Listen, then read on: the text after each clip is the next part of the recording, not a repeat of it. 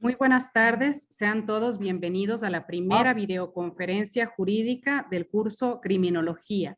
Este es un proceso de capacitación dirigido exclusivamente a jueces, fiscales, secretarios y asistentes de fiscalía y defensores públicos. Esta tarde contamos con la participación del doctor Paolo Andrés Calle Rojas, a quien le agradecemos haber aceptado la invitación de la Escuela de la Función Judicial para participar como ponente. Antes de iniciar, se realizan las siguientes recomendaciones. Cada participante debe ingresar a la plataforma Zoom con su nombre y apellido. Por favor, no usar alias. Con la finalidad de registrar su asistencia a este evento, en la sección del chat podrán encontrar el link de registro de asistencias para este despliegue académico puntual. Por favor, deben hacer clic en el link y completar correctamente los datos que allí les solicita para poder registrar su asistencia. También les solicitamos, por favor, mantener encendidas sus cámaras durante toda la videoconferencia. Les recomendamos colocarse, como siempre, en un lugar cerca del Wi-Fi para tener una mejor señal y evitar el uso de otras plataformas tecnológicas que puedan afectar la velocidad de su internet. También les informamos que los micrófonos se encuentran silenciados con el único fin de evitar ruidos de interferencias mientras el expositor está realizando su ponencia. No obstante, si ustedes tienen alguna pregunta, alguna inquietud dirigida al ponente, pueden plantearla por escrito en el chat Zoom o levantar la mano en el icono correspondiente para que les podamos habilitar el micrófono.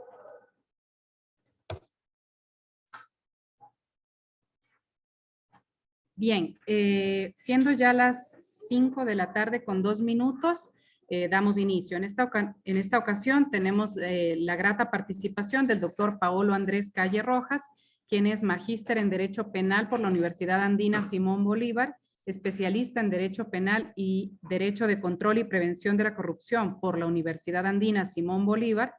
Tiene un diplomado en delitos financieros, lavado de activos y redes de corrupción de la Federación Mexicana de Criminología y Ciencias Forenses. Es exfuncionario de la Fiscalía General del Estado, donde laboró desde el año 2010 hasta 2021 en calidad de asistente de fiscal, secretario, agente fiscal y fiscal provincial subrogante.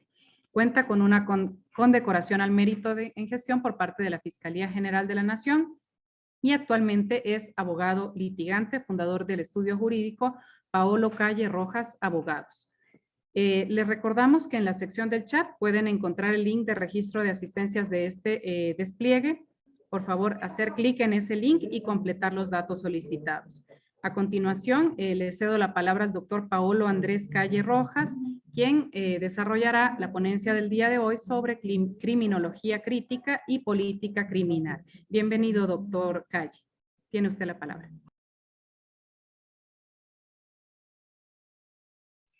Muchas gracias, estimada Angelia. Antes de empezar, luego no sé si me podrían permitir compartir pantalla para proyectar diapositivas. Sí, ya puede usted en este momento compartir la pantalla, doctor.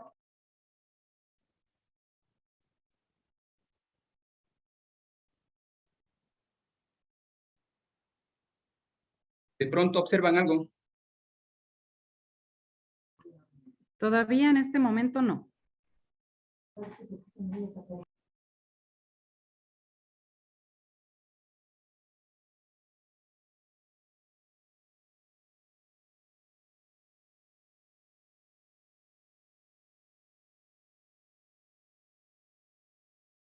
Ahorita en este momento sí estamos viendo ya la pantalla, doctor. Gracias.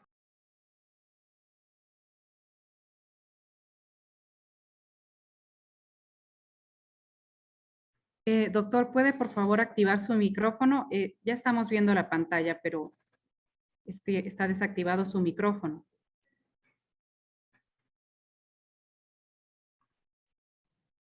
Bien, Listo. ¿me escuchan bien? Ahora sí le escuchamos. Listo. Muy gentil, gracias. Cuestiones de sistema que lastimosamente nos encontramos en esto. Les decía, muchas gracias por esas estimadas, esas consideradas palabras, estimada Angelia, honrosas, generosas y de pronto inmerecidas. Estos espacios que abre siempre la Escuela de la Función Judicial nutre, no a unos, a varios, a todos aquellos que integramos el sistema judicial como tal. Siempre el diálogo, más allá del aprendizaje, sino los espacios de crítica, de reflexión, al final del día terminan siendo buenos de ida y vuelta, ¿sí? El tema que se ha emplazado, criminología crítica, es un tema más allá del título como tal, el fenómeno de la desviación del delito, que ha sido tratado de discutirse no de ahora, sino de mucho tiempo atrás. Es importante, previo a ingresar en el tema de criminología crítica, discutir esto de la criminología. Claro, hay que ser respetuosos con el tiempo, es un tiempo bastante corto y al tratar temas como estos, lo menos que se puede esperar es que seamos bastante concretos en el tema. El día de hoy veremos lo que es las escuelas criminológicas, esto de la criminología, qué es, para qué sirve y finalmente sobre la criminología crítica. Y el día de mañana, miércoles, tendríamos que ver necesariamente política criminal y sobre todo, desde ya anticipo aquello, la política criminal, esa transición necesaria que es al día de hoy un Estado constitucional de derechos y justicia, la transición, decía, de una política criminal a una política integral de derechos humanos como tal. Puesto así, estimados compañeros, veo rostros totalmente conocidos, me alegra aquello. Ruego solamente que esto, más allá de un monólogo, sea un espacio de mucha discusión. Si es que hay que interrumpir, por favor, háganlo, generemos el debate, que es lo que pretendemos acá. ¿Qué es esto de la criminología? ¿Qué es? ¿Para qué sirve? Decía de inicio, hay un fenómeno, la desviación, no de ahora, de mucho tiempo atrás, y esto de la criminología justamente nace para equiparar o tratar de controlar justamente aquel fenómeno de la desviación. Dar una definición de criminología sería bastante complejo, bastante complicado, no lo digo yo. Una de las más grandes criminólogas, como fue Lolita Ayar, dijo que era bastante comprometedor dar una definición de aquello porque todo el tiempo va mutando este tema de la criminología. Básicamente en el tema de la criminología se establece una hipótesis y estas son cotejadas a través de investigaciones empíricas. Ya en otro espacio podríamos discutir qué tipo de investigaciones empíricas pueden surgir para dar contenido justamente a una hipótesis varia que podamos establecer. A la postre, lo que se busca con esto de la criminología es básicamente la búsqueda del orden social. La natural idea o la punta de lanza, si podríamos decir, y si me permiten ustedes sobre todo, lo que se busca al final del día es el orden social. Frente a conductas desviadas, tercera vez que cito aquello, necesitamos poner orden social. ¿Y quién está en las manos justamente de otorgar aquel orden social? Es el Estado. Claro, a través del contrato social que ustedes conocen más que quien hace uso de la palabra, hay una violencia legítima. En cierto momento de la historia cedimos una cuota de nuestros derechos para entregar al soberano, y claro, es el soberano como Estado, como figura como Estado, quien es el encargado justamente de controlar esto del orden social. Pero de aquí, de este momento, ¿hasta qué punto sí se viene cumpliendo ese orden social? ¿Hasta qué punto el Estado, a través de esa violencia legítima, viene controlando el orden social, viene controlando aquellas figuras desviadas? Aterrizando un poco más sobre esto de la criminología, ¿cuándo es que nació? Hay ciertas fuentes que dicen que esto de la criminología nace con Lombroso, otras, en cambio, como Zaffaroni, determinan que esto de la criminología se estableció hace mucho tiempo atrás. 1876 establecía Lombroso, lo que dice Zaffaroni es lo contrario. No, la criminología tiene un origen mucho más antes que lo que estableció Lombroso en 1876. ¿Cuándo entonces? Lo que vemos en pantalla es el libro de Martillo de Brujas, escrita por dos monjes en la época medieval, Kramer y Spenger, en 1484, más conocido como el Malefico Maleficarum. Se pensaba que ya desde aquella época, fíjense ustedes, desde aquella época ya se discutía de criminología. En aquel libro dice, hay un derecho penal, hay un derecho procesal penal e inclusive hay una política criminal.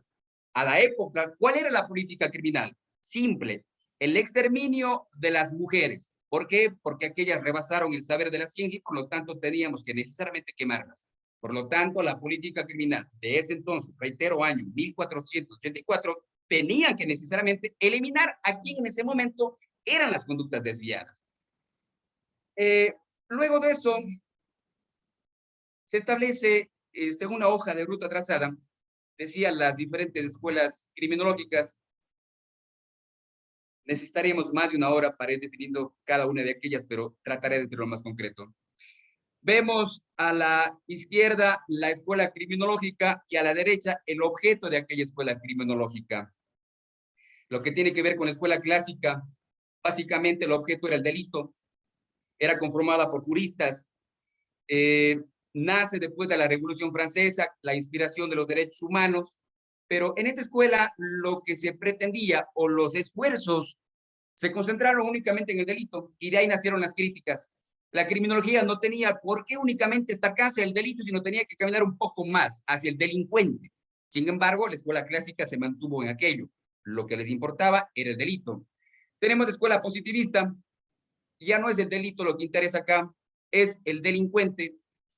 Ya no únicamente lo forman los juristas como la escuela clásica, ojo, sino que acá forman parte también un equipo multidisciplinario, médicos y médicos forenses. Y en algún momento de nuestra academia, estoy seguro que ustedes habrán escuchado uno de los creadores que es acá de la escuela positivista, que es Lombroso.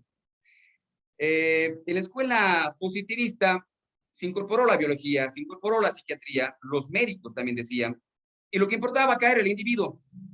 Se da pie a la fisiología, y en suma aquí se establece algo importante, el delincuente nato como tal, ve al individuo como un ser enfermo, como un ser patológico, y aquel hay que controlarlo. Estimados amigos, lo que quisiera de inicio es ser enérgico con lo siguiente. Si es que vamos a ir caminando con las escuelas criminológicas, estoy seguro que se darán cuenta que en cualquier momento, o no, reduzco ideas, todo el tiempo de nuestro quehacer, sea social, familiar, judicial, hacemos criminología. Y ya en las conclusiones les diré por qué hasta la fecha, a pesar de que la escuela clásica tiene más allá de 146 años de creación, seguimos empleando criterios dombrosianos cuando emitimos una sentencia. La Policía Nacional sigue emitiendo y teniendo a la criminología positiva en la mente y sigue deteniendo a personas con ciertos criterios dombrosianos que, insisto, lo veremos en el transcurso de la deposición. Dentro de esta escuela positivista nacen otras escuelas, unas subcategorías, las escuelas sociológicas, por citar una de las varias, tiene que ver con sectores ambientales, del medio ambiente como tal. Surge, por ejemplo, la famosa ley térmica de Quetelet, que decía Quetelet que en esto de la criminología tiene que también tenerse presente el medio ambiente en donde esté un cierto ciudadano delincuente desviado, de tal manera que si es que aquellos sujetos se encuentran en zonas cálidas, aquellos están propensos a cometer delitos de naturaleza sexual, y si es que aquellos ciudadanos delincuentes desviados se encuentran en zonas más frías, están propensos a delinquir en lo que tiene que ver con delitos contra la propiedad. Nace en las teorías sociológicas, Ferri al frente, y aquí también hay algo muy interesante. Por eso les decía, en todo el momento de nuestra carrera hacemos criminología. ¿Qué sostenía en la teoría sociológica Ferri, por ejemplo? Decía que es determinante también el contexto social. ¿Por qué? Y si me permiten citar ciertas ciudades, ¿por qué una zona de la costa, Guayaquil concretamente, hay más delincuencia que en otra zona de la sierra, por citar algo, algún cantón de por acá, Cuenca, Sogues, Vivian? ¿Por qué existe en un lado más delincuencia y por qué en otras zonas existe menos delincuencia? Y claro, ¿qué es lo que decía Ferri? Hay que tener presente el contexto social como tal para poder ir descubriendo por qué esos fenómenos de desviación en ciertos lugares son más y en ciertos lugares son menos. Llegamos a la escuela interaccionista, ya no importa el delito, ya no importa el delincuente, importa la reacción social como tal. Su principal expositor es Howard Becker, y aquí se crea una obra bastante famosa de los años 70, los llamados forasteros o outsiders. ¿Qué es lo que plantea este autor? La teoría del etiquetamiento. En este sentido, cabe una pregunta sobre esta teoría que venimos analizando. ¿Por qué ciertas características de ciertos ciudadanos, idénticas, por cierto, responden ya únicamente a lo que veníamos anteriormente en el contexto social, sino ahora sí a la persona como tal? Porque en esto del etiquetamiento, para cierto grupo de personas hay una reacción social, me refiero a la cognición, y para otro grupo de personas existe una reacción diferente.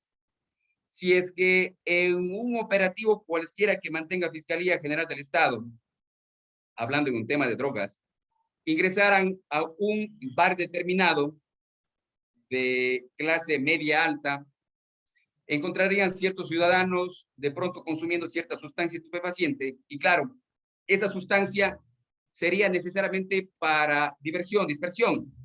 Pero ¿qué pasaría si en un escenario diferente estos mismos ciudadanos o cambiando de ciudadanos se encontraran en otro momento, en otro bar, la clase ya no tan alta, media baja, y claro, inclusive la misma sustancia estupefaciente fuera diferente? ¿Hay o no hay intervención penal? Creería que sí. Y por eso esta teoría dice, ojo con la teoría del etiquetamiento, porque frente a un grupo de personas hay intervención penal y por qué para otro grupo de personas en idénticas situaciones no hay intervención penal.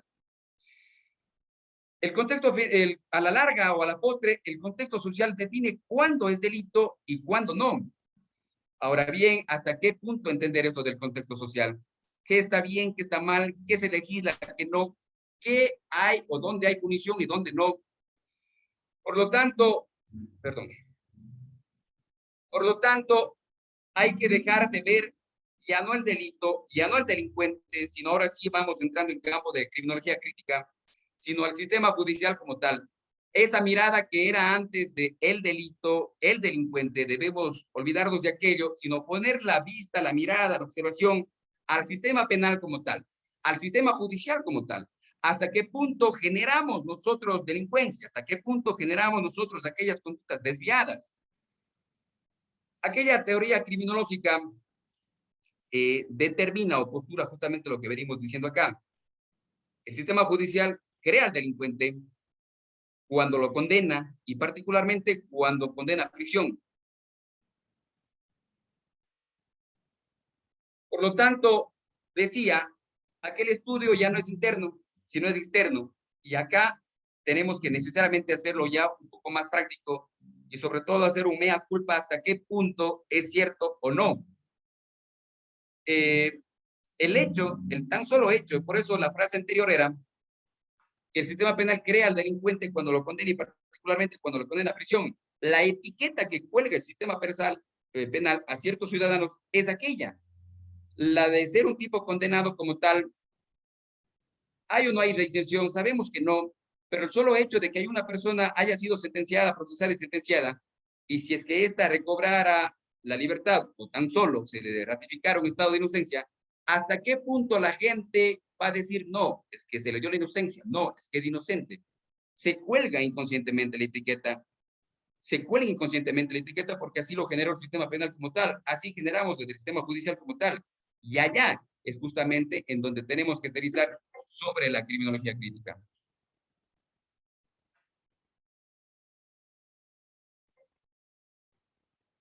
En la criminología crítica hay una traslación. Empezamos a ver derechos humanos, empezamos a ver, insisto, el contexto social, empezamos a ver el sistema judicial como tal. El objeto sigue siendo el control social.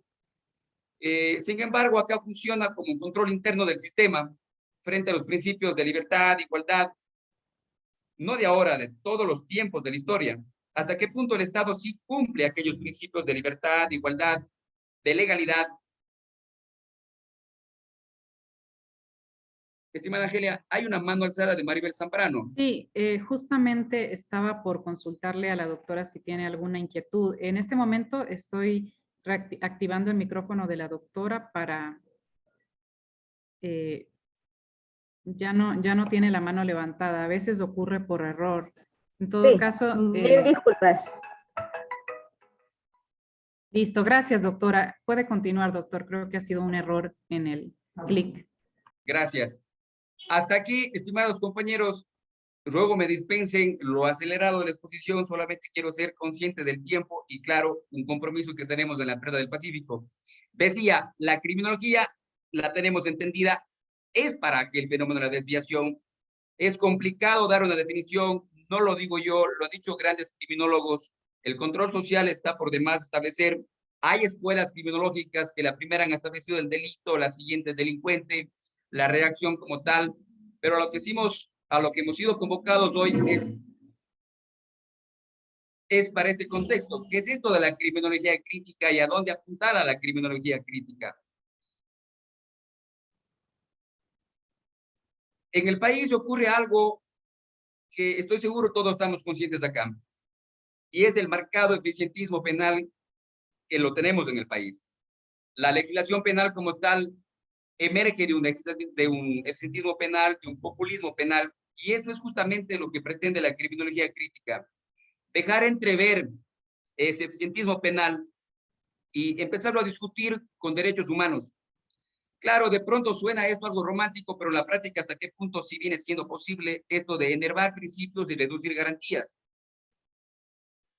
En el gráfico que vemos, esto del absentismo penal es algo que conocemos todos acá.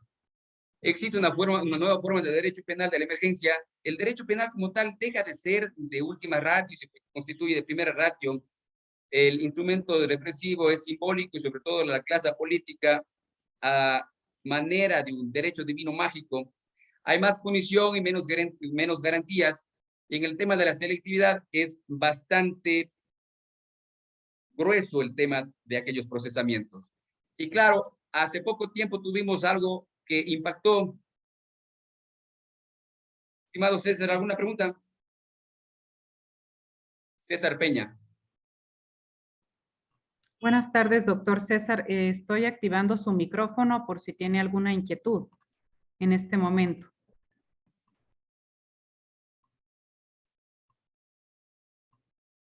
Doctor César, buenas tardes. Vemos su mano levantada y estoy yo reactivando en este instante su audio para escucharle. Le escuchamos. Buenas tardes. Aló, ¿me escuchan ahora sí? Buenas tardes. Buenas tardes, doctor. Sí, ¿cuál es la opinión de la cátedra, en este caso el expositor, en torno al aumento de la sanción en los delitos? ¿Puede bajar el tema de la criminalidad o el hecho de que la Asamblea, por ejemplo, aumente la sanción a los delitos o en este caso una cadena perpetua o pena de muerte, va a disminuir los mismos, señor expositor? Su opinión. Gracias. Muchas gracias, doctor César Peña. Eso es un tema que lo vamos sin duda a rebatir el día de mañana en la política criminal, pero claro, contestemos. Decía que esto del eficientismo penal importa algo muy importante, que es un instrumento represivo y simbólico.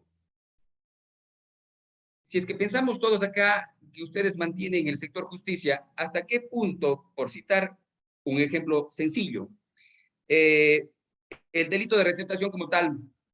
Claro, actualmente ya no está en discusión, pero hace años atrás había toda una campaña sobre esto, y si me permiten el coloquio, sobre esto de la cachinería. La gente se quejaba de aquello, y claro, no faltaron voces desde la política para decir vamos a poner frente. Se creó y se instauró un delito de receptación. Fue motivo inclusive de una sentencia de la Corte Constitucional que lo declaró de inconstitucional como tal. Pero a la postre, al día de hoy, aquello se ha reducido, creería que no. El hecho de crear penas, el hecho de aumentar delitos, el hecho de crear tipos penales abiertos no disminuye como tal. En algún momento se discutía, y cambio el ejemplo, en algún momento se discutía esto de la pena de muerte para aquellos actores de delitos sexuales. Pero la pregunta, y lo devuelvo con pregunta, ¿hasta qué punto resolver esto de la sentencia de condena o de la mutilación genital que también venía siendo propuesto por parte de cierto grupo de políticos? Decía, ¿hasta qué punto esto de la mutilación genital, hasta qué punto esto de la cadena perpetua, hasta qué punto esto de la pena de muerte disminuiría los delitos sexuales? No va a haber disminución alguna, al punto, y si es que hablamos sobre la especie, sobre el delito sexual, al punto que esto de los delitos sexuales, más allá de una introducción pene-vagina, es un tema de género, es un tema de relación de poder. al punto que el tipo penal establece que no únicamente existe violación con la introducción de pene vagina, sino de cualquier otro instrumento o miembro. A donde quiero llegar, estimado doctor César, es de que por más que creamos delitos en los términos y bien traídos de usted, no va a bajar los índices de delincuencia. La única manera para establecer que ciertos índices de delincuencia disminuyan es con la política criminal que venía diciendo desde un inicio, esa traslación que debemos entender desde una política criminal a una verdadera política de garantías de derechos humanos. ¿Por qué no crear políticas públicas, por ejemplo? Salud, educación. Los delitos que más porcentaje arrojan son justamente aquellos delitos contra la propiedad.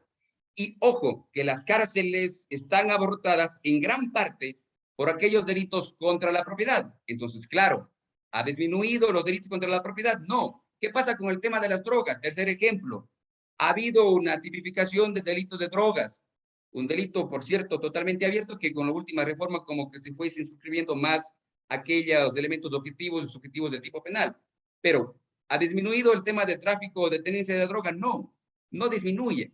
Insisto, el día de mañana analizaremos esto de la política criminal. Lo que se intenta ahora es, con esto del exentismo penal, con lo que usted bien trae a colación, crear tipos penales, elevar punición, elevar delitos, ¿cambia o no cambia el escenario del Estado ecuatoriano? Por supuesto que no, no es esa la solución, sino que deja gran tajada a algún grupo de la política porque es un instrumento represivo y simbólico para que la gente que no conoce de derecho diga se están haciendo las cosas y se están haciendo las cosas bien. No sé si de pronto, doctor César, se pudo esclarecer su duda. Aló. Sí, doctor, le Sí, doctor escuchamos. César, adelante. Sí, gracias, doctor, por el uso de la palabra. Efectivamente, todos conocemos que es un tema netamente político. Ya tenemos conocimiento de las nuevas figuras jurídicas delictivas que fueron incorporadas al COIC, supuestamente para disminuir delitos, supuestamente para seguir investigando delitos, pero vemos las estadísticas que no bajan los mismos, antes van en aumento. Tenemos el caso, para citar un ejemplo, el tema drogas, supuestamente con la tabla que se hizo para poder verificar lo que es consumo, poder verificar lo que es las categorías y la cantidad de punibilidad para cada delito, iban a disminuir los mismos, pero oh sorpresa, nos topamos con que las cárceles actualmente tienen de un 75 a 80% de delitos de temas de narcotráfico, y que inclusive hay personas que obviamente son consumidoras, pero por la cantidad de la tabla, obviamente están cumpliendo una condena. Entonces, la política criminal del Estado en sí no es una política criminal, sino una política afianzada en pos de buscar una especie de imagen para lanzarse o relanzarse nuevamente a una nueva campaña política, como usted mismo lo ha manifestado, indicando que es con el propósito de demostrar a la ciudadanía que se está cumpliendo, lo cual, según lo que analizamos y estamos en esta misma clase, es falso, de falsedad absoluta. Considero yo que una verdadera política criminal para eliminar de raíz, y disculpe que le interrumpa y le quite su tiempo, es educar a los niños desde el comienzo, educar a los jóvenes, y con ello evitaremos que las cárceles estén llenas de personas cumpliendo condena. Gracias, doctor, por el uso de la palabra. Gracias a usted, estimado César. Sí, lo que usted dice, hacemos propias las palabras, pero lo que tenemos que analizar y ser conscientes es que somos parte de ese problema. El absentismo penal nutrimos todos los días acá. Para la gente, por decir algo, para la gente que viaja constantemente o toma vuelos, no sé si es que en algún momento de sus vidas, de sus viajes, ha ocurrido lo que voy acá a citar. Hay algo que se denomina el famoso profile. ¿Qué es esto del profile? Ciertos policías al azar escogen, o no al azar, escogen por una teoría del etiquetamiento que ya vimos. Hay una etiqueta colgada desde la manera de vestir, caminar, color de la piel, etcétera. Cierta grupo de la policía que trabaja en los aeropuertos hace profile, selecciona, entre comillas, a un ciudadano y lo lleva a un cuarto para investigarlo, a dónde viaja, se abre la maleta, se hurga en la maleta, sin orden de allanamiento alguna. Y eso es parte de un absentismo penal. ¿El sistema judicial lo permite o no lo permite? Sí, claro que lo permite. ¿Hasta qué punto esto de la criminalización se viene cumpliendo? Recordemos que la criminalización primaria está en manos justamente del legislador. El proyecto en abstracto ocurre como tal. Hay los tipos penales, no discutimos. Pero avancemos un poco más. ¿Qué pasa con la criminalización secundaria que tiene que ver con las agencias de control? Para los compañeros, ruego, ojalá, escuchar a alguno de aquellos que trabajan en las oficinas de la SAI, Servicio de Atención Integral, agentes fiscales, secretarios y asistentes. Cada semana llegan los famosos PI o parte informativos, en donde, claro, los fiscales no salen a las calles a buscar delincuentes. Los fiscales, no, la regla es que no se haga aquello. La regla es que sean las agencias de control, hablando de criminalización secundaria, que salga a las calles, extienda un documento a Fiscalía General del Estado y se le diga, por favor, allanemos. ¿Hay una criminalización secundaria? Sí. Pero ¿hasta qué punto nosotros damos pie con aquello? ¿Hasta qué punto detenemos ese eficientismo penal, ese derecho penal subterráneo para decir, policía, por favor, controle, vigile, solicite una orden de vigilancia y seguimiento y cumplamos parámetros constitucionales y procesales? Insisto, quisiera compartir esta vivencia con algún compañero de la oficina de la SAI, a ver si es que de pronto estoy dislocando la verdad o no. ¿Hasta qué punto somos parte justamente de este eficientismo penal? Existen muchos temas, y claro, no es la clase de derecho penal o procesal penal para discutir acá esto, por ejemplo, del derecho penal subterráneo, esto de que existen procedimientos directos, simplificados, unificados. Hay una máquina entera de construcción de sentencias.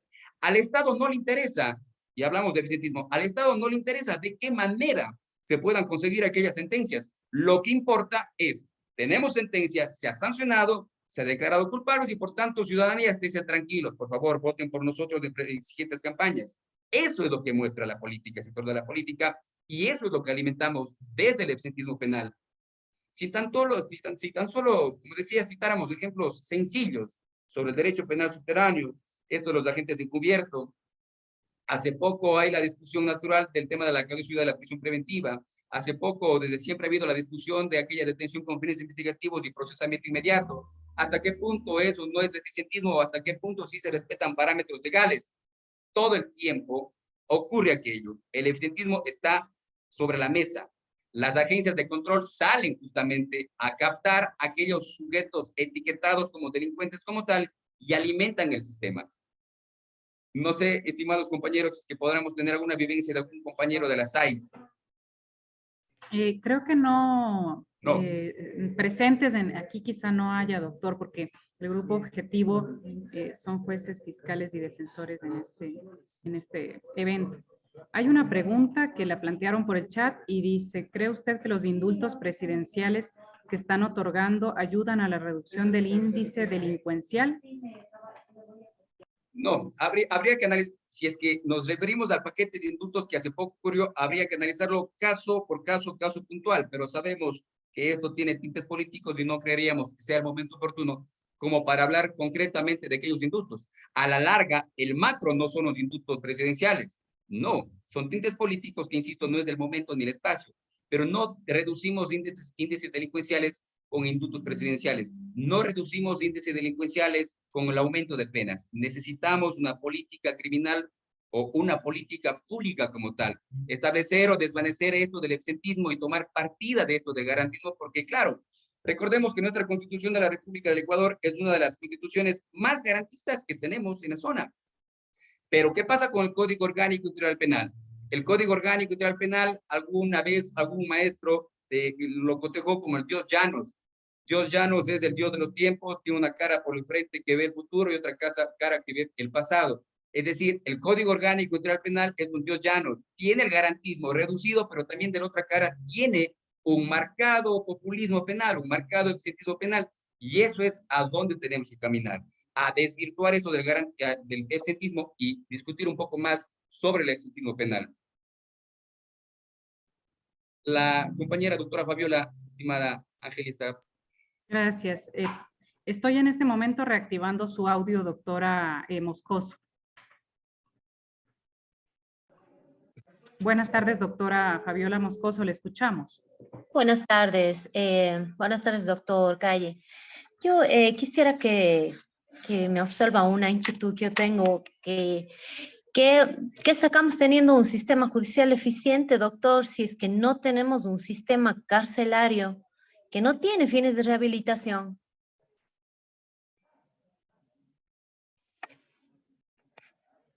Gracias. No sé si de pronto cuando se refirió al Estado eficiente quería decir Estado garantista o estamos bien Sí, con la... sí, un Sí, sistema judicial eficiente, garantista de todo, digamos, el proceso judicial y de tal. Si no tenemos un sistema carcelario que no tiene fines de rehabilitación. de acuerdo. Solamente para marcar el contexto y que quede estas dos definiciones no dislocadas, sino bastante claras. Cuando hablo en términos eficientistas como tal, no me refiero a términos o haciendo una analogía de que todo va bien, de que todo va por la rienda de lo correcto. Cuando hablo en términos eficientistas, hablando de la materia criminología crítica, me refiero a que el Estado pone su esfuerzo a hacer lo que justamente usted dice, estimada doctora Fabiola, a sujetos etiquetados, ponerlos de un centro de rehabilitación social que no hay rehabilitación como tal. Es decir, el absentismo reduce garantías y enerva justamente esto de la selectividad. Uno.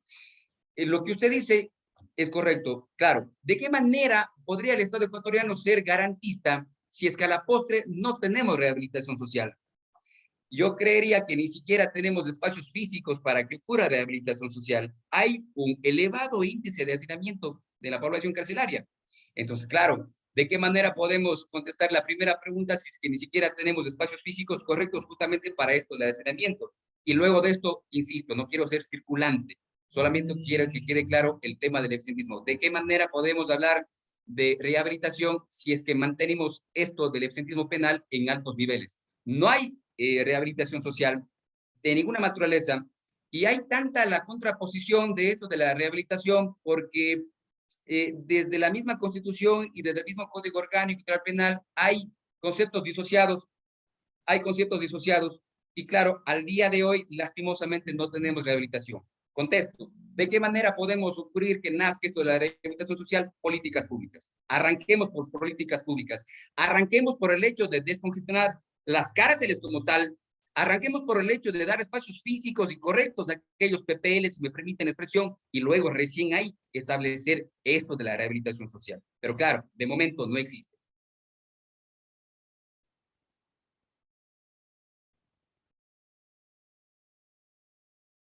Doctora Fabiola, ¿alguna cuestión adicional?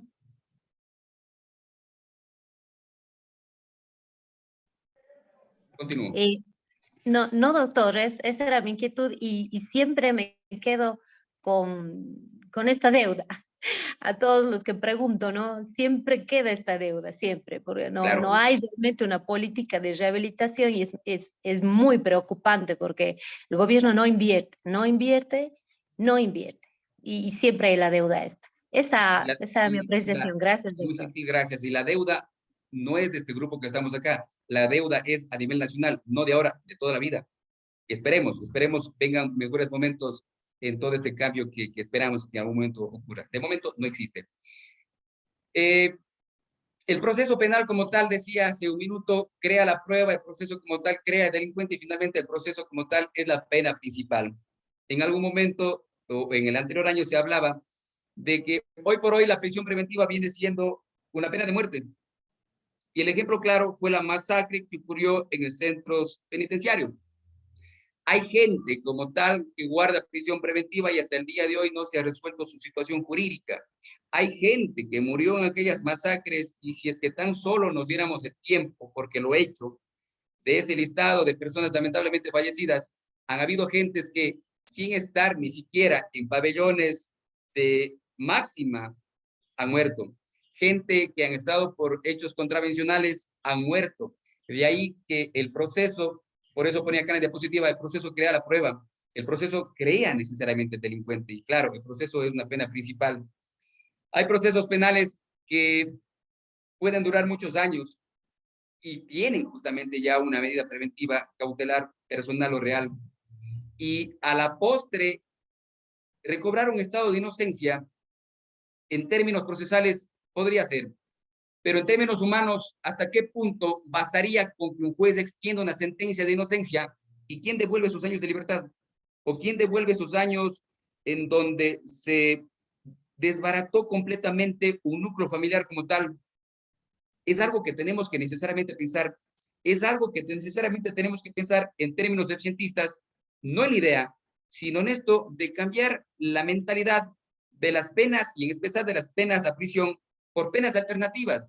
La alternatividad de las penas es una de las causas que tiene que ser pensadas, estimada doctora Fabiola, para no abarrotar cárceles, para que ciertamente exista esa deuda que usted dijo, pero hay que pensarlas y no nosotros, sino hacer esfuerzos para quienes tienen aquella batuta de que lo hagan.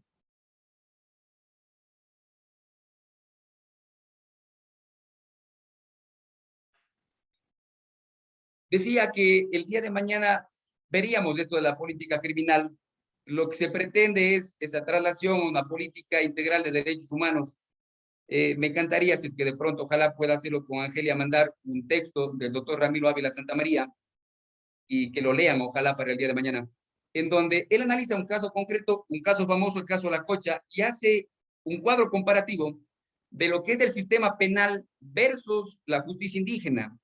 No anticipo mayor situación de aquello, lo haré lo propio con Angelia para que ustedes puedan tener esos archivos y mañana discutir hasta qué punto esto del sistema penal, viendo siendo lo que dijo la doctora Fabiola, ¿hay rehabilitación o no? ¿De qué manera podemos descongestionar las cárceles? ¿Hasta qué punto la pena puede ser disuelta por otros mecanismos alternativos? ¿Hasta qué punto no solamente el delincuente, sino quien rodea como tal a la persona delincuente, tiene ciertos aspectos que chocan constantemente con el sistema penal? Porque claro, una persona condenada no es una persona, si bien es cierto la sentencia individual, pero ¿quién trae aquellos... Hola. Sí, doctor, le escuchamos. Gracias. ¿Quién ¿Quién asume trae aquellas aquellos? consecuencias? Gracias. ¿Quién asume aquellas consecuencias? No únicamente es la persona que recibe la pena, sino es todo un contexto familiar. Insisto, remitiré esa información con Angelia para el tema de analizar este tema del caso de La Cocha. No sé, estimados compañeros, si es que hasta este momento hay algo de claridad o de pronto podremos ir un poquito más discutiendo el asunto. Yo creo que podemos continuar y en todo caso no hay problema, doctor, con el tiempo. La sala está hasta las 19, así que puede usted extenderse lo que necesite, claro. Gracias. Cabe acotar un tema de la capacitación a agentes de seguridad del sistema de rehabilitación social es una competencia del SNAI establecida en la ley, de tal manera que la Escuela de la Función Judicial, parte del Consejo de la Judicatura, lo que tiene competencia es en el tema de la capacitación a personal jurisdiccional, no así a los agentes de seguridad. Tenemos conocimiento de que el SNAI, por su parte, está realizando su proceso de capacitación a estos agentes. Gracias. Gracias. Continuamos. Sobre el mismo marco de la criminología crítica y en paralelo con eso del eficientismo penal. Decía que la criminología crítica tiene un objeto concreto y es el control social, no de esta escuela, de todas las escuelas que someramente algo hablamos. Sin embargo, en esta teoría se aleja mucho de lo que son las definiciones de graves de delito, interesa más el contexto externo más que el contexto interno. En contra de una sociedad injusta, existe un nuevo modelo integrado de derechos humanos sobre todo, y claro, se trata de un control formal. Hay que acotar algo muy importante también. ¿Hasta qué punto el sistema judicial como tal viene abonando para eso del eficientismo penal? Si es que tan solo viéramos resoluciones del Consejo de la Judicatura en lo que tiene que ver, por decir algo, si me ocurre, sobre el diferimiento de audiencias, que sabemos que si es que alguien difiere una audiencia más de 2 veces, es de mérito en carpeta. ¿Y qué quiero decir con aquello? Y para hacer notar la disminución de las garantías y el aumento justamente de esto de crear sentencias. Claro, la natural defensa de un sujeto procesal sería si es que alguien tiene un inconveniente con un abogado de diferimiento, pero hay una resolución que dice no, no puedo dar el diferimiento porque esto es de mérito en una carpeta y por lo tanto, insistimos, pásese la audiencia. ¿Cuál es el mensaje como tal? El mensaje como tal es de que necesitamos respuesta desde el Estado, justamente para dar una relación causal de que se está trabajando sobre un tema concreto. Se disminuyen garantías, se imponen sentencias.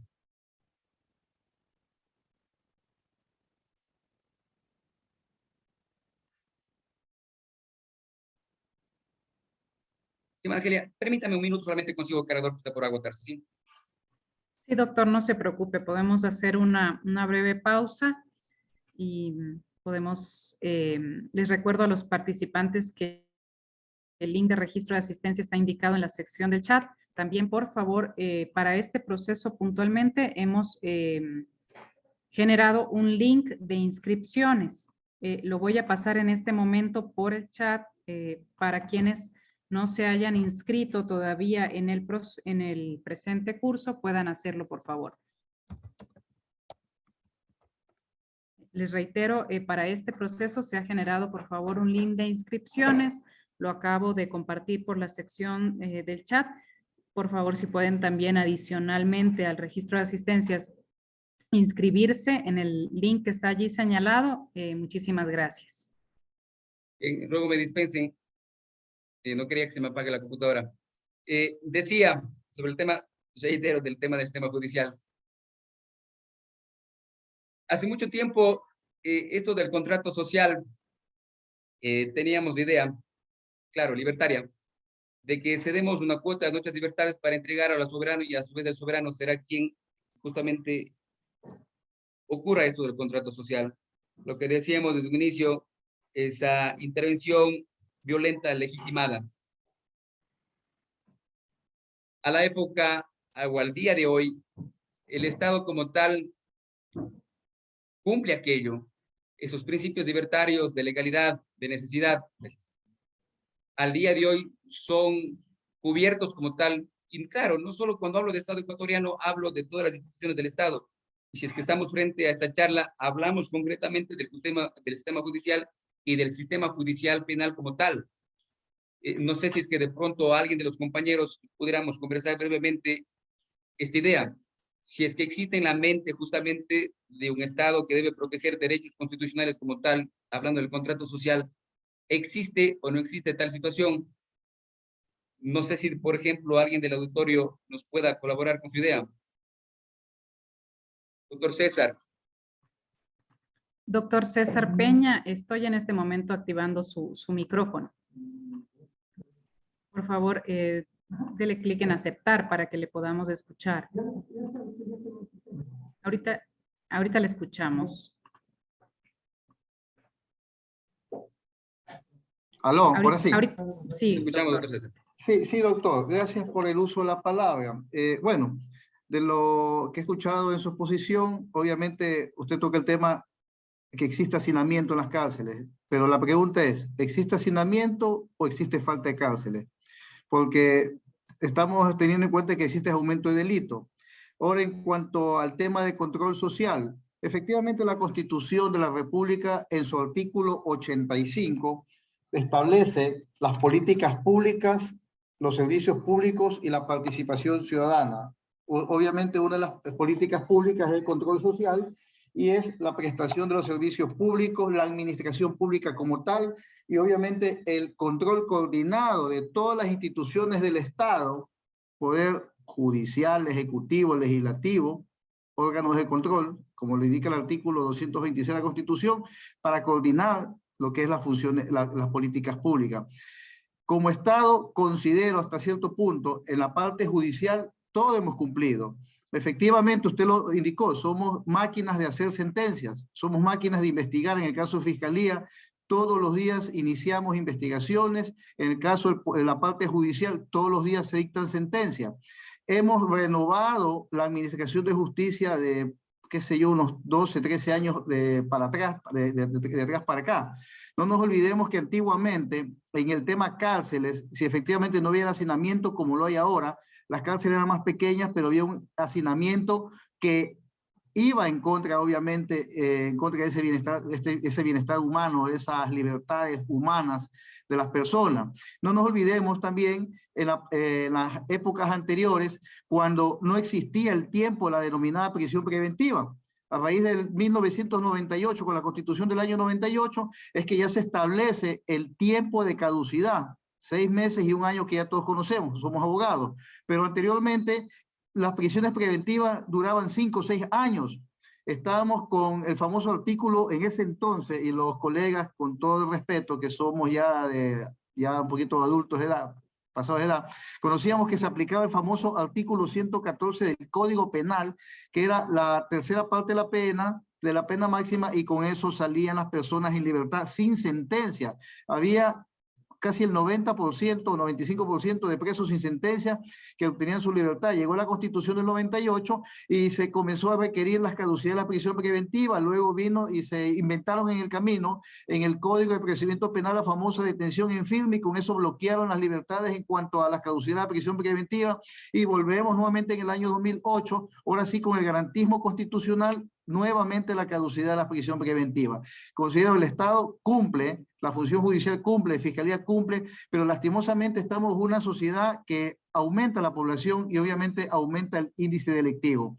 Tenemos un inconveniente, el tema de la pandemia, 2 años que ha generado inestabilidad laboral, inestabilidad económica. Las últimas estadísticas demuestran que los bachilleres o las personas que estaban estudiando secundaria, casi un 70-80% están desempleadas a la fecha.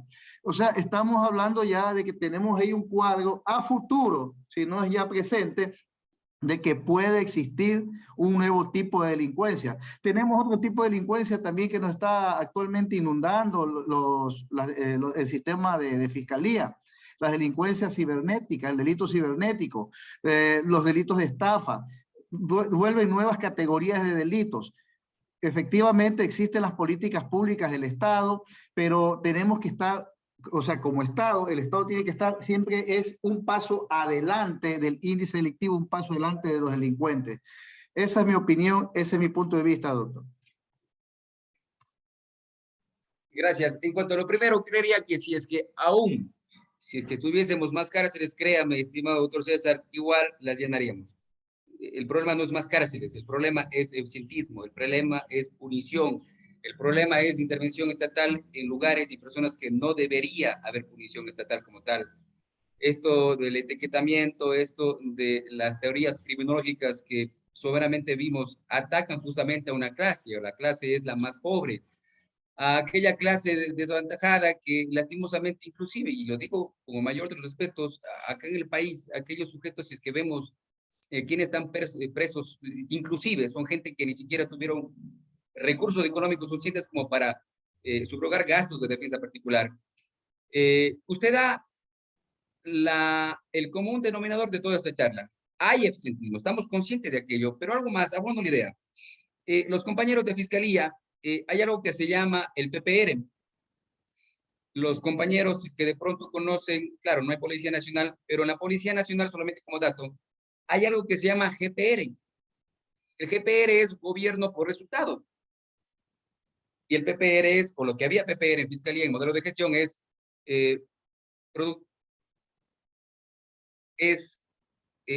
tiene que ver también con el tema de resultado, productividad por resultado. ¿A dónde quiero llegar? Que el modelo de gestión como tal encamina justamente para lo que usted dijo, sentencias, punición, detenidos, presos, no importa de qué manera. Lo importante es de que existan resultados como tal. A la época, y es pues una cuestión inclusive de la misma gestión procesal de Fiscalía General del Estado, hasta qué punto lo correcto es de que a fiscales se tabulen en términos cuantitativos o cualitativos. Hasta qué punto es importante de que se enhebren o de que se cuantifiquen más agentes fiscales por más sentencias que tengan, háblese de procedimientos abreviados, detenciones con fines investigativos, sentencias de condena, lo que se quiera decir.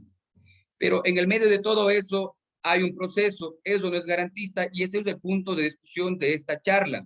El modelo de gestión debe de cambiar. Hay garantismo, lo hay, reducido, pero debemos tomar de esa reducción, de aquel garantismo, aumentarlo en términos exponenciales para que deje de ocurrir lo que estamos viendo acá, masacres. Claro, Fiscalía General del Estado y los órganos jurisdiccionales hacen lo propio, pero la idea que quiero dejar sentada en ustedes, y lo hago al margen del respeto, es el modelo de gestión como tal debe cambiar. La productividad, correcto, debe ser por resultado, pero también debe verificarse cuál es el procedimiento como tal que trajo ese resultado.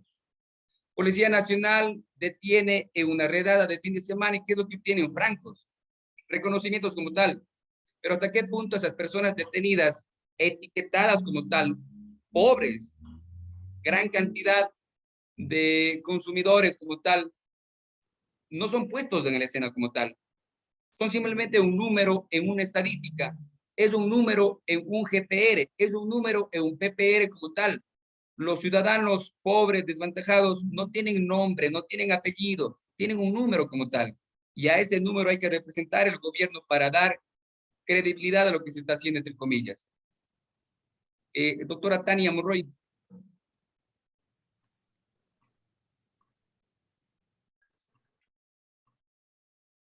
Buenas noches, doctora Tania, le escuchamos. ¿Cómo están? Muy buenas noches. Sí, es que justamente uno de los factores criminológicos, entre eso justamente está la elaboración de las normas.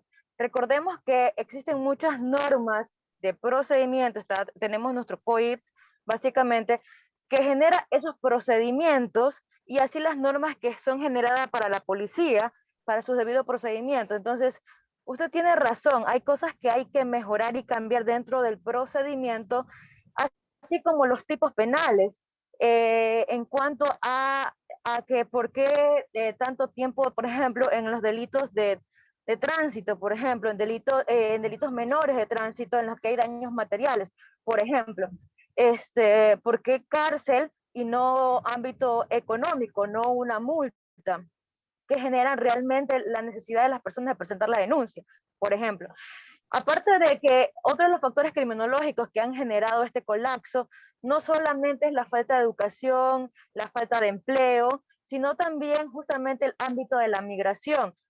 Desde el año 2008 que se abrieron las fronteras y que Ecuador justamente abrió las puertas, eso también aumentó el índice delincuencial. Entonces vemos que una de las situaciones que también debería mejorarse justamente es el ingreso justamente en el ámbito migratorio con la finalidad de mejorar esa situación. Entonces, son una de las condiciones también para que se reduzca el ámbito delincuencial. Gracias.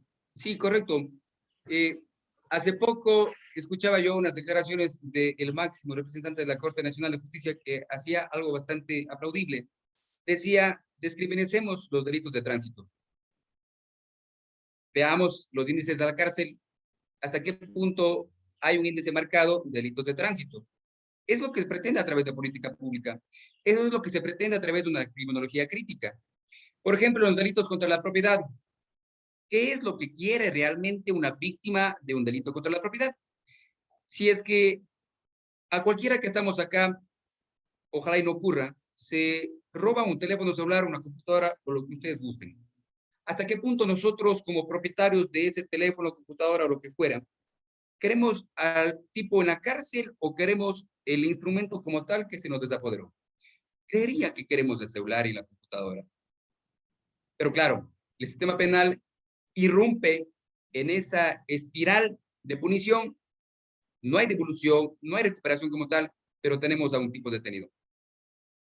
¿Hasta qué punto, inclusive en algunos autores, como Binder decía, los delitos contra la propiedad no tienen que ser tipificados como tal, tienen que ser resueltos por otra vía?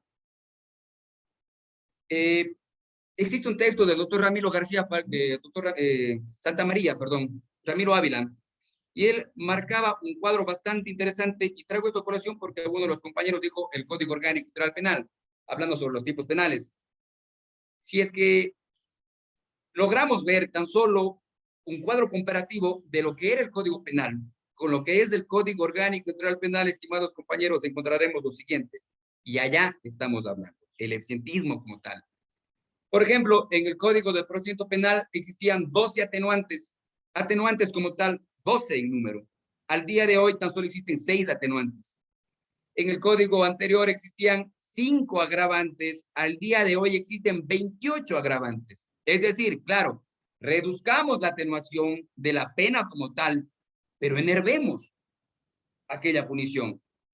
Porque esas sentencias tenemos entendida que si es que disociamos, asemejamos con si es que a tal ciudadano se le sentenció a 35, 34, 35 años, se tiene absurdamente una idea que de pronto va a proyectarse una idea de lo que no se tiene que hacer. Entramos en temas, por ejemplo, de prevención general. ¿Hasta qué punto la prevención que tenemos en el Código Orgánico Penal es la misma la que tiene la Constitución de la República del Ecuador? Y estos niveles de atenuantes y agravantes que venía refiriendo. ¿Por qué se reducen? ¿Y por qué se aumenta a su vez las agravantes? ¿Por qué se crean tipos penales innecesarios como tal? Por ejemplo, existe una contravención por aquellas personas que no afilian a aquellos trabajadores, si es que tenemos de pronto en casa alguien que nos colabore en las circunstancias domésticas, si es que no afiliamos a aquella persona, existe la contravención como tal. ¿Pero por qué? ¿Por qué meter en el catálogo de delitos circunstancias que no deben estar necesariamente en un código orgánico integral penal? La doctora Gladys. Buenas tardes, doctora Gladys Yolanda. Escuchamos. Buenas noches, doctora Gladys. Tiene usted su mano levantada. No sé si fue por error o desea usted intervenir. Creo que ha sido por error, doctor, porque tiene el micrófono activo y no le escuchamos. Gracias. Creo que podemos continuar. Gracias. Estimada Angelia, son las 18 horas. No sé si continuamos, detuvimos lo que usted guste. Sí, podemos continuar un poco y igual mañana tenemos la segunda y última videoconferencia de este curso. Como usted desee, doctor, como usted considere esta Gracias. Vamos cerrando entonces aquella ponencia. Simplemente recordando lo que hemos visto acá en esta hora. Hay una desviación social y existe un control social. El control social como tal, ¿hasta qué punto viene siendo ejecutado o no? El control social como tal viene siendo ¿de qué arista? ¿Punitivista o garantista? Diferentes escuelas del crimen nos enseñan que tenemos que discutir al delito, al delincuente, la reacción social como tal. Y hace poco decía, hacemos criminología todos los días.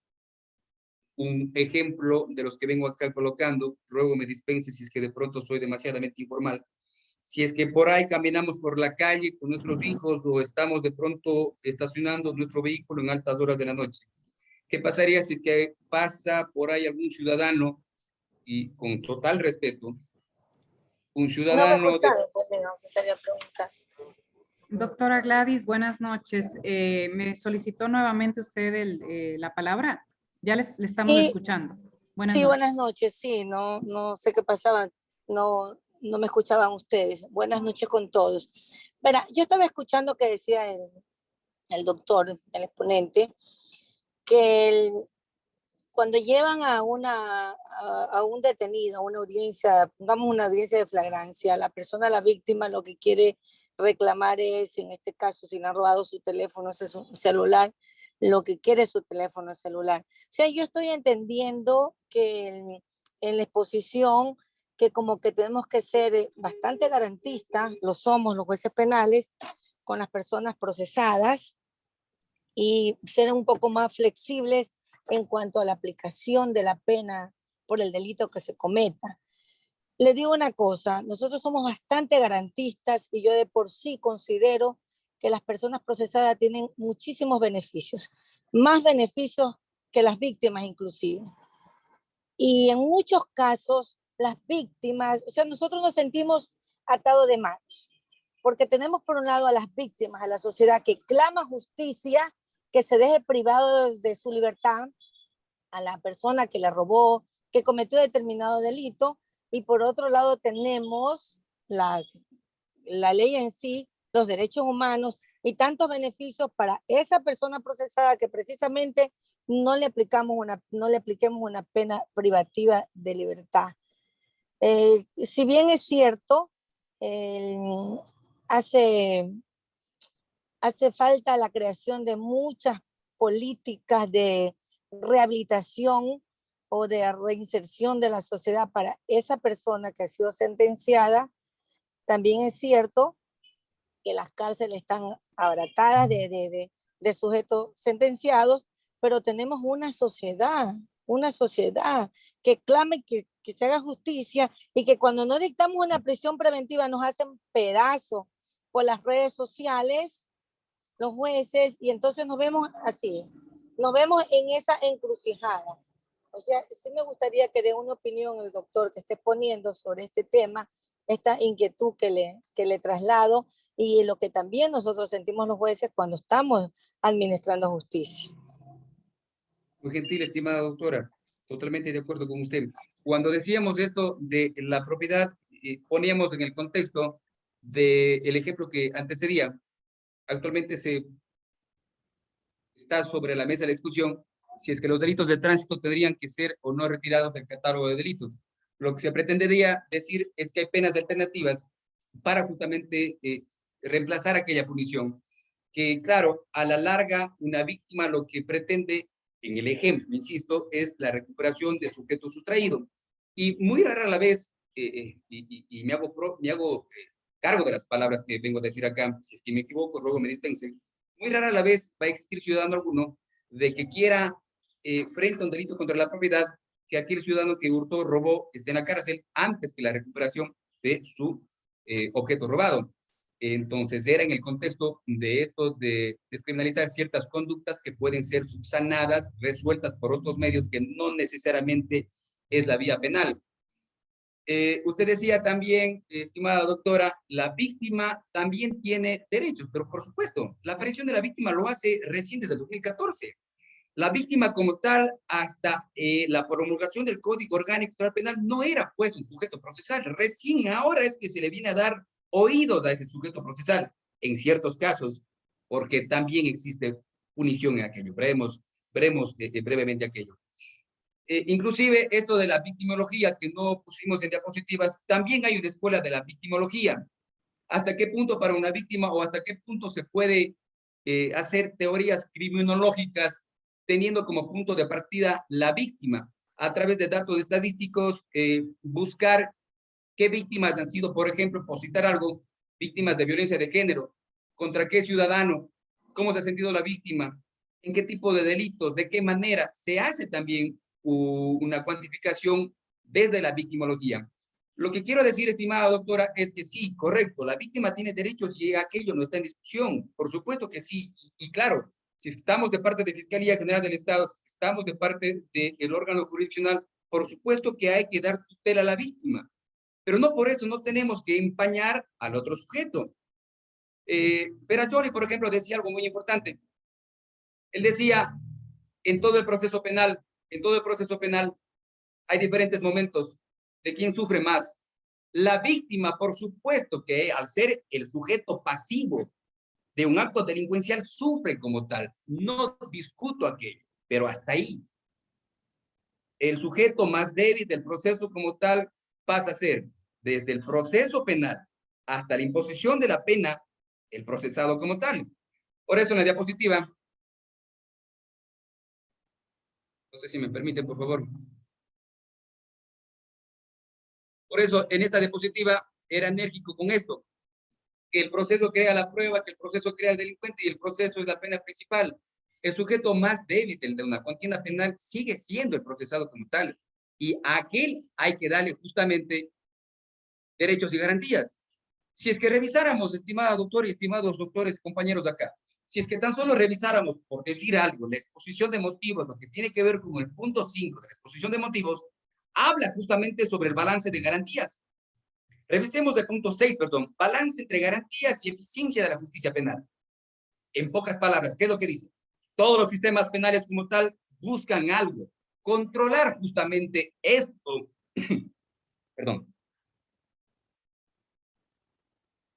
controlar justamente esto de que no existe impunidad y que se juzgue correctamente.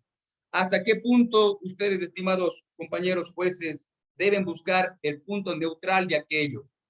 No se puede hacer analogías en materia penal. No se puede equiparar un caso determinado sobre otro muy distante. Usted puso el ejemplo de esto de la prisión. ¿Qué pasa con la detención con fines investigativos?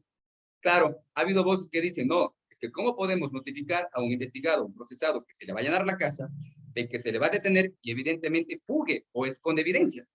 No se trata de aquello. Se trata de que el juzgador como tal busque un balance correcto para cuando tenga que reducir garantías o, en este caso, enervar derechos. No hay igualdad de casos. En casos, por ejemplo, de delincuencia organizada, ¿de qué manera se piensa que va a ser idéntico caso que otro muy común? Un robo, un hurto. ¿Será que podemos ordenar una detención con fines investigativos a una persona que robó, hurtó versus una persona que está dentro de una delincuencia organizada como tal? ¿Hay o no hay que reducir garantías para la persona de la delincuencia organizada? Claro que sí, pero para este sujeto más débil de acá, ¿es igual tabulación? Creería que no. Creería que no. Lo cierto es de que las víctimas tienen derechos, de acuerdo, pero también el procesado. Y cuando el procesado entra ya al sistema judicial como tal, aparte de ser el más débil, la responsabilidad es del Estado, la custodia de él como tal. Está en manos del Estado. Démosle al menos garantías para defensa. Démosle al menos garantías para ese procesamiento como tal. Decía, ¿qué pasa cuando de pronto dejamos un delincuente en la calle, le damos libertad, le ratificamos inocencia? Los medios de comunicación nos caen encima. Eso ha ocurrido. Ahí aterrizamos sobre, por ejemplo, sobre la criminología mediática.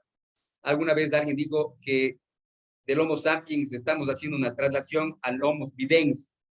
Las sentencias son promulgadas no por escrito, una sentencia escrita reducida por escrito, sino a través de tweets, a través de opiniones públicas de gente muy distante al sistema judicial. Pero ahí viene el carácter de los juzgadores. Un juzgador como tal debe tener tal templanza, tal carácter, que no pueda sentenciar por el solo hecho que se diga, cuidado jueces, no vayan a soltar a un asesino, cuidado jueces, no vayan a soltar a un violador. Y claro, regresamos al inicio. Derechos también para víctimas, derechos también para procesar. No sé si es que, estimada doctora, aboné en algo lo que compartimos acá.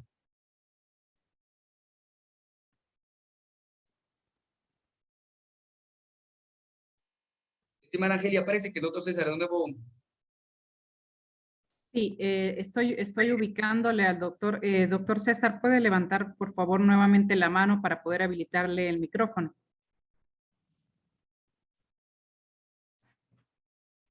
Mientras tanto, la doctora María Cecilia nos comenta, dice, creo que esos cambios implican educación en la ciudadanía en general y tienen un alto costo político. Es por eso que no se hacen. Justo el tema del eficientismo se vende por parte de los políticos.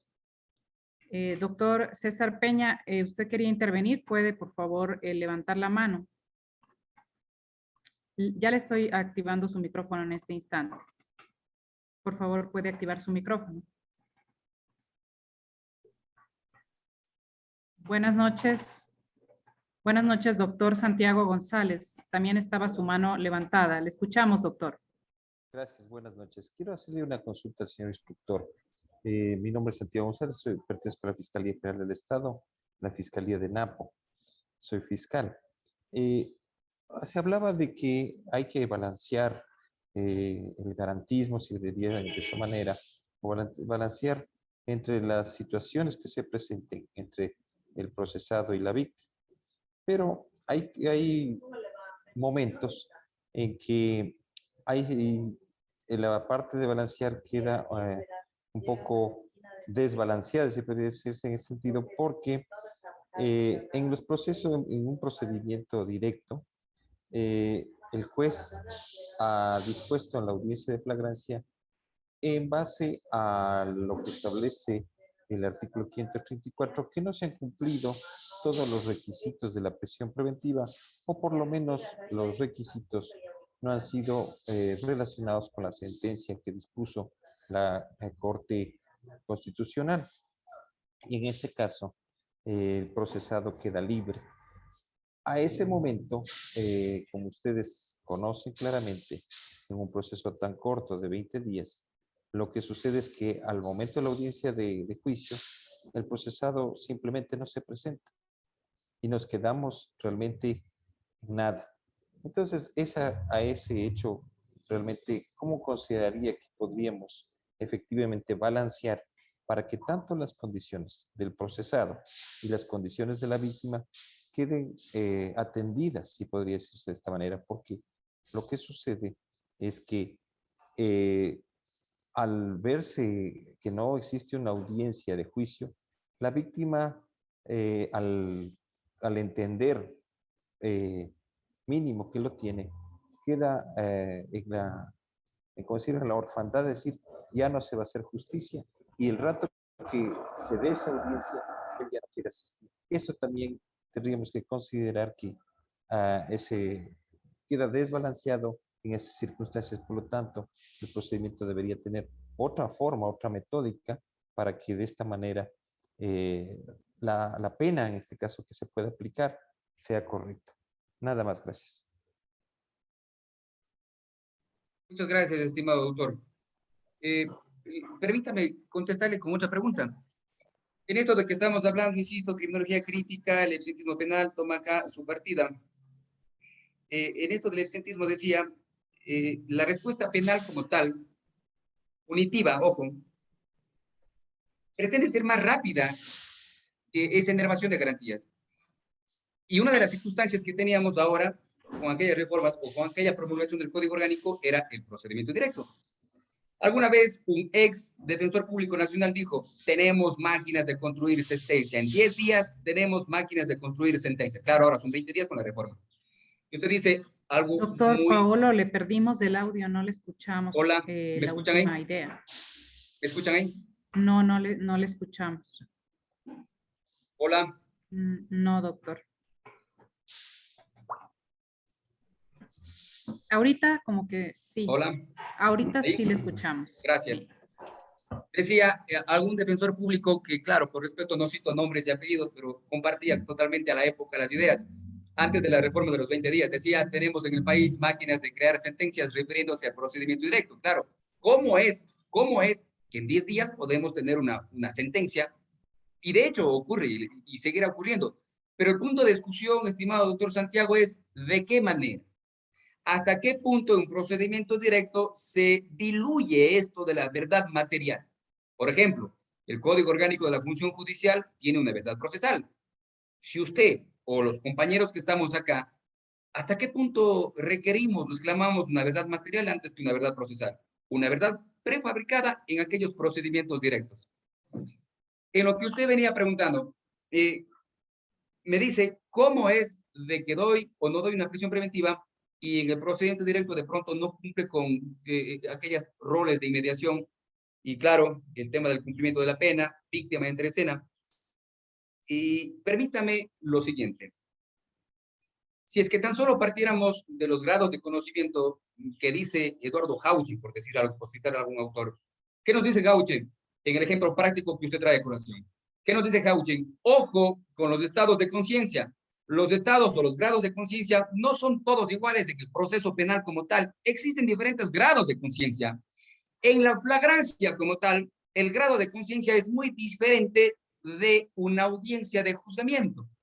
En el grado de conocimiento de la flagrancia es muy diferente que una audiencia preparatoria de juzgamiento. ¿Por qué? En los grados de conocimiento Gauchen, en la flagrancia que usted trae a colación, se debe partir de la sospecha. Ni siquiera de una aproximación de, ni siquiera y mucho menos buscar certeza en una audiencia de flagrancia. Cuando vamos escalando en estos grados de conocimiento, si estamos frente a una audiencia preparatoria de dictamen, ya no debe partir Fiscalía General del Estado del grado de conocimiento sospecha, porque eso ya fue enervado, eso ya fue superado. En ese escenario, en ese estado procesal, debe ocurrir algo diferente. ¿El grado de conocimiento cuál es? Aproximación. ¿Aproximación a qué? A un delito, una participación. Y el grado último de conocimiento final es en una audiencia de juzgamiento. Ya no necesitamos sospecha, ya no necesitamos aproximación, sino ahora necesitamos certeza. De tal manera de que si estamos frente a una audiencia, de calificación de flagrancia y posterior formulación de cargos, yo creo que el rol como tal lo define Fiscalía General del Estado. Claro, los elementos de convicción, y téngase presente que hubo recién reformas del 534 del Código Orgánico Integral Penal. La prisión preventiva debe ser ya sopesada, entreviéndose más allá de un factor. Antes, en la época, era de que se presentaba Fiscalía General del Estado y tan solo como parte policial se formulaban cargos. Ahora, al día de hoy, ni siquiera el parte policial es un elemento de convicción, es un elemento preprocesal que jamás fue considerado como elemento de convicción. Pero bastó reforma para decir, no es elemento de comisión, es un elemento preprocesal. Respondo y ojalá lo haga en los términos que así consideremos. Si es que estamos frente a una audiencia de calificación de flagrancia, partamos de una sospecha. Órgano jurisdiccional, no pretendamos buscar certeza recién en ese momento. Y si es que los elementos de convicción son como tales para conceder una prisión preventiva, pues hagámoslo. Pero lo opuesto de no tener sospecha ni siquiera o elementos de convicción, lo natural es no dar una prisión preventiva. Pero claro, en la balanza se dice, y según entiendo, si es que no doy una prisión preventiva, pero la víctima va a decir que no ha pasado nada acá. Y volvemos al tema del carácter. La víctima es importante, de acuerdo, estoy de acuerdo con aquello, pero la víctima a la postre no puede definir qué ocurre en aquella decisión judicial. El carácter es muy importante en la toma de decisiones.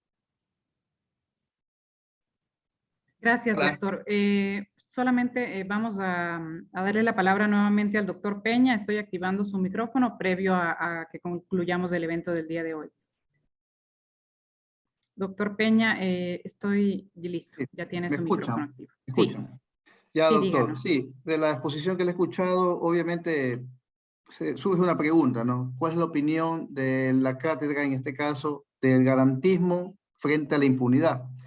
Garantismo en favor, en este caso, de un procesado, que obviamente el Código Orgánico Integral Penal lo establece en todo el procedimiento y en los principios legales y a su vez constitucionales que están enmarcados en la Constitución, versus la impunidad, como lo dijo el compañero fiscal del Napo, de que existe, por ejemplo, el caso del procedimiento directo, en donde si ya no se dicta la prisión, tienen medidas distintas a la prisión, el procesado no comparece a la audiencia de juicio directo. ¿Qué hacemos con ese proceso? ¿Qué hacemos con esa víctima? ¿Qué pasa con ese momento de impunidad? He rescatado también algo de su exposición, doctor, en cuanto a la verdad procesal. Verdad procesal frente a la justicia. ¿Qué pasa con la justicia? ¿Está bien llegar a la justicia o también tenemos que llegar a ese ícono denominado verdad procesal, que ya la Corte Interamericana se ha pronunciado en varias sentencias que ha dictado hacia varios países de América Latina que son suscriptores de dicho acuerdo? Esas son mis preguntas, doctor. Gracias. Empecemos por lo segundo. La discusión de la verdad material y verdad procesal, bueno, es bastante álgida. Yo en lo particular considero que el Código Orgánico Integral Penal o los principios que tenemos en el Código Orgánico de la Función Judicial deben caminar para una verdad material más allá de una verdad procesal. La víctima, como principal protagonista de un drama penal, quiere verdad, no a medias tintas, quiere verdad. Y esa verdad es la material, porque la procesal constituye una pena. Ahora, desde el punto de vista de víctima, insisto, la víctima como tal quiere a un ciudadano X en la cárcel o quiere verdad como tal de qué mismo ocurrió, se me ocurre algo, frente a un delito contra la vida. ¿Qué mismo quiere la víctima? ¿Qué mismo exige la víctima acá? Decir elevemos garantía no significa impunidad. Decir tengamos presente que hay líneas garantistas no significa impunidad. Y Fiscalía General del Estado aquí tiene un rol muy importante. Si es que antes decíamos, cuidemos verdad material y no verdad procesal, pues Fiscalía General del Estado debe hacer lo propio. No busquemos investigación solamente, busquemos investigación de tipo integral. La Corte Constitucional, la Corte Interamericana ya se ha pronunciado en más de un caso. La Fiscalía, quien ejerce la titularidad, tiene que caminar a una investigación de tipo integral como tal, a su vez, para alcanzar aquella verdad. De tal manera que si es que elevamos niveles de garantismo, no quiere decir que sea sinónimo directo de impunidad. Lo que se ha dicho acá es de que, así como hay un eficientismo penal marcado en nuestro Código Orgánico Integral Penal, el populismo penal, el derecho penal subterráneo, también existen ciertas líneas garantistas que podemos hacer útiles de aquellas. Buscar ese balance que referí y traje a colación la exposición de motivos en su punto 6. Busquemos ese punto neutral para dar a cada quien lo que le corresponde, aquella frase sacramental. No sé si de pronto, doctor, contesté alguna de su pregunta.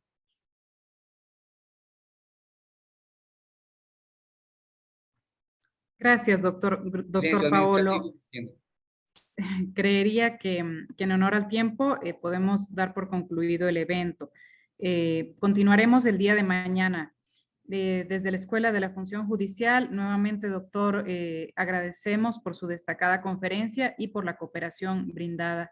A todos los participantes presentes les agradecemos también por su asistencia y participación a esta primera videoconferencia del curso Criminología. Les esperamos el día de mañana, miércoles 30 de marzo, a la misma hora, 5 de la tarde. Continuaremos con esta conferencia, también a cargo del doctor Paolo Andrés Calle Rojas. Igualmente se les enviará por correo la convocatoria para el evento de mañana. Muchísimas gracias a todos los presentes y damos por concluido el evento del día de hoy y procedemos al cierre de la sala. Muy buenas noches. Gracias a ustedes, estimados compañeros. Hasta mañana. Gracias.